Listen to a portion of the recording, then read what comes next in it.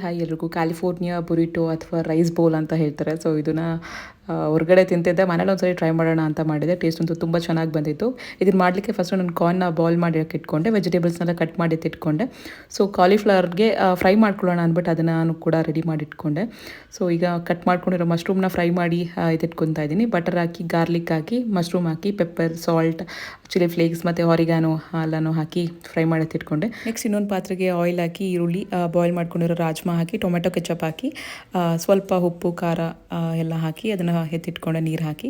ಮತ್ತು ರೈಸ್ನ ಕೂಡ ಸ್ವಲ್ಪ ಗಾರ್ಲಿಕ್ ರೈಸ್ ಥರ ಮಾಡಿಕೊಂಡೆ. ಬಾಯ್ಲ್ ಮಾಡ್ಕೊಂಡಿರೋ ಕಾರ್ನ್ಗೆ onion, tomato, seasoning powder, salt ಮತ್ತು ಪೆಪ್ಪರ್ ಎಲ್ಲನೂ ಹಾಕಿಟ್ಕೊಂಡೆ. ಇದನ್ನು ಮಾಡೋದಕ್ಕೆ ಚಿಕ್ಕ ಟೈಮ್ ಬೇಕಾಗತ್ತೆ, ಬಟ್ ಒಂದ್ಸಲಿ ಟೈಮ್ ಕೊಟ್ಟು ಮಾಡಿದ್ರೆ ತುಂಬ ಚೆನ್ನಾಗಿರುತ್ತೆ. ಎಲ್ಲರೂ ಇಷ್ಟಪಟ್ಟು ತಿಂತಾರೆ. ಐ ಹೋಪ್ ನಿಮ್ಮೆಲ್ರಿಗೂ ಈ ವಿಡಿಯೋ ಇಷ್ಟ ಆಗಿದೆ ಅಂತ. ಇಷ್ಟ ಆಗಿದೆ ಲೈಕ್ ಮಾಡೋದನ್ನು ಮರಿಬೇಡಿ. ಥ್ಯಾಂಕ್ ಯು ಸೋ ಮಚ್ ನನ್ನ ವೀಡಿಯೋಸ್ ನೋಡಿ ಹಿಂಗೆ ಸಪೋರ್ಟ್ ಮಾಡ್ತಿರೋರು ಎಲ್ರಿಗೂ. ಬಾಯ್.